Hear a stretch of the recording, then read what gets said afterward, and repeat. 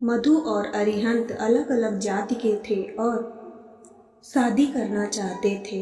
इस बात की जानकारी जब घर वालों को मिली तो फिर वही हुआ जिसकी उम्मीद ना थी। माँ, आज मयंक का बर्थडे है। मैं अभी बोल ही रही थी कि विनीत का फ़ोन बज उठा। दीदी, मयंक का जन्मदिन है, आज प्लीज़ छुट्टी लेकर आओ। अरे वाह, मैं तो अभी माँ से यही बोल रही थी, ज़रूर आऊँगी। मैंने ऑलरेडी छुट्टी के लिए बोल दिया है, कहकर मैं अपने ऑफिस चली गई। हाफ डे के बाद मैंने छुट्टी ले ली और फिर वहाँ से मॉल चली गई। ठंड के दिन अब आ गए थे। मैंने मोटे कार्लो के शोरूम में जाकर मयंक के लिए स्वेटर पसंद करने लगी। कई स्वेटर जैकेट देखे, उन सब में एक स्वेटर मुझे बहुत ही अच्छा लग रहा था। उसे देखकर मैंने पैक कराया और फिर मोबाइल से बिल पेमेंट कर मैं चली आई। आजकल सब कुछ मोबाइल से होता है। मोबाइल मेरे कुर्ते की जेब में था। जब मैं घर आई तब मुझे याद आया कि मैं पर्स तो वहीं दुकान में भूल आई। अब मुझे समझ नहीं आ रहा था कि मैं वापस जाऊं या क्या करूं, क्योंकि अंधेरा भी घिरने लगा था। मैंने माँ से कहा, माँ, मैं एक बार मॉल में होकर आती हूँ। मैंने अपना पर्स वहीं छोड़ दिया है। उसी में मेरा आधार कार्ड और सारे बैंक के कार्ड भी रखे हुए हैं, इसलिए मुझे जाना ही होगा। क्या करती हो बेटी? अब तक इतनी लापरवाह कैसे हो? माँ बड़बड़ाई। तभी दरवाजे पर कॉलिंग बेल बजी। अरे, इस समय कौन आ गया? मैंने आश्चर्यचकित होकर दरवाजा खोला। सामने एक अजनबी था। उसके हाथ में मेरा पर्स था। उसने मुस्कुराते हुए कहा, माधुरी, यह लो अपना पर्स। तुम अपनी पुरानी आदत कभी नहीं बदलोगी। पता नहीं कैसे मेंटेन रखती हो खुद को। हमेशा भूलने की आदत है तुम्हारी। ऐसे तो अरिहंत बोलता था। मैंने मन ही मन सोचा और अजनबी पर गौर किया। वह सचमुच में अरिहंत ही था। अरे अरिहंत, तुम? हाँ, मैं। चलो, तुमने मुझे पहचान तो लिया। उसने अपने हाथों को अपने सिर से लगाते हुए कहा, बड़ी इल्तिजा हमारी जो आपने हमें पहचान लिया। अब अंदर भी बुला लो। हाँ हाँ, मैं दरवाजे से हटते हुए बोली। अरिहंत अंदर जाकर ड्राइंग रूम में बैठ गया। उसने कहा, अब अपने हस्बैंड से परिचय कराओ, और यह स्वेटर जो तुम खरीद रही थी वह तुम्हारे बच्चे के लिए है?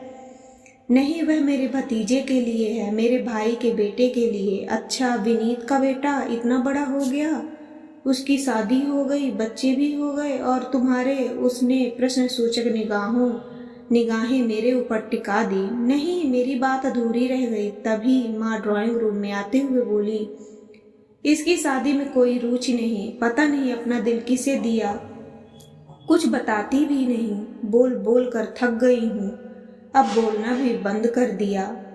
माँ की चिढ़ती हुई आवाज से न जाने क्यों मुझे अरिहंत की आंखों में राहत नजर आई। उसने कहा, तो मैडम आपने शादी नहीं की? नहीं की। जाओ बेटी, चाय बनाकर लाओ, माँ ने कहा। तो मैं किचन में चली गई। और बताओ बेटा, तुम्हारा क्या हाल चाल है? माँ की आवाज़ रसोई तक आ रही थी। एक बार यहाँ से गए तो पलट कर आए नहीं कभी।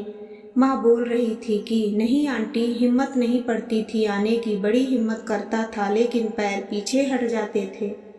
कुछ यादें ही ऐसी रह गई हैं। अरिहंत ने टूटे फूटे शब्दों से कहा। फिर यहाँ कैसे आना हुआ? मैं अपनी नौकरी के सिलसिले में आया हूँ। अब मेरे विभाग में मेरा ट्रांसफ़र कर दिया है। मैं इस शहर को कभी नहीं भूल पाया। आज मैं यहाँ आने ही वाला था कि मेरी नज़र माधुरी पर पड़ी, जो ऑफिस से निकलकर मॉल की तरफ जा रही थी। मैं वहीं था। तभी मैंने उसे स्वेटर के शोरूम में घुसते देखा। मैं पीछे पीछे गया मगर मैं उससे कुछ कह नहीं पाया। तभी मैंने देखा कि वह वहाँ अपना पर्स भूल आई है। तो मैंने दुकान वाले भाई साहब को सारी बात बताई तो उसने मुझे पर्स दे दिया। मैंने उसे चेक किया, उसमें घर का पता नजर आया। तब मुझे लगा कि आप लोग इसी पुराने घर में रहते हैं। फिर उसी के पीछे पीछे मैं यहाँ तक आ गया। बहुत अच्छा किया बेटा, माँ ने कहा। तब तक मैं चाय और प्याज की पकौड़े लेकर वहाँ आ चुकी थी। अरे वाह, प्याज की पकौड़ियाँ। उसने पूरा प्लेट उठा ली। पकौड़े खाते हुए बोला, भूली नहीं हो पकौड़े बनाना। और वह मुस्कुराने लगा। चाय और पकौड़े खाने के बाद उसने माँ और मुझसे आज्ञा मांगी और चला गया। शाम हो चुकी थी। रूही खाना बनाने के लिए आ चुकी थी। ठीक है दीदी, मैं सुबह की सब्जियां भी काट लेती हूँ।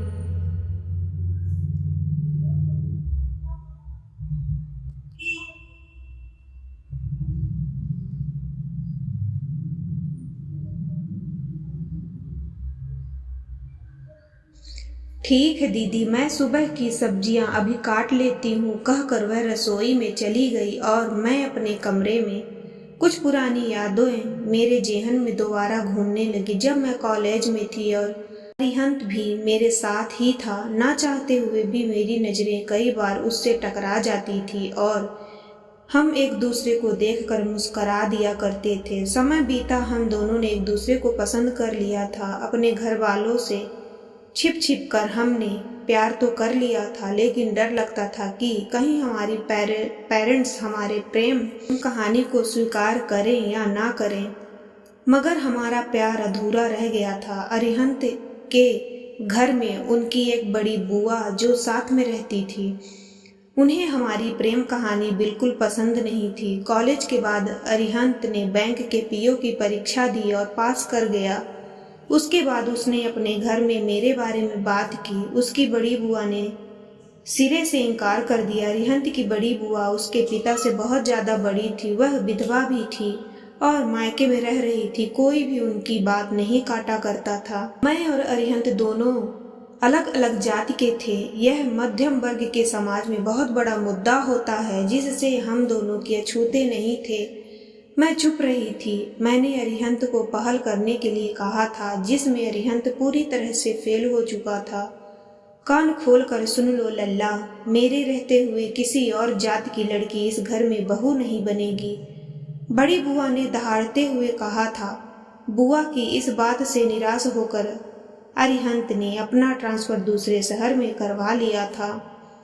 जाने से पहले उसने मुझसे कहा था, जब तक बड़ी बुआ हैं हम दोनों नहीं मिल सकते। मेरे माता पिता को कोई आपत्ति नहीं, लेकिन तुम मेरा इंतजार मत करना। तुम्हें कोई अच्छा रिश्ता नजर आए तो तुम फौरन शादी कर लेना। मगर इसके लिए मैं तैयार नहीं थी। मैंने कहा, अब इस टूटे दिल में कौन बसेगा अरिहंत? मेरा जो कुछ है वह तुम हो। पागल मत बनो मधु। जब समय बीत जाता है तो सब कुछ सही हो जाता है। मैं जा रहा हूँ तुम्हें आज़ाद करके। अरिहंत की इस बात पर मैंने कुछ नहीं कहा। मैंने पढ़ाई के बाद कंप्यूटर का कोर्स किया और एक ऑफिस में काम करने लगी। मेरे घर में मेरे अलावा मेरा छोटा भाई ही था। मेरे पिता कई तरह के रिश्ते लेकर आए, लेकिन मैंने हर रिश्ते को मना कर दिया।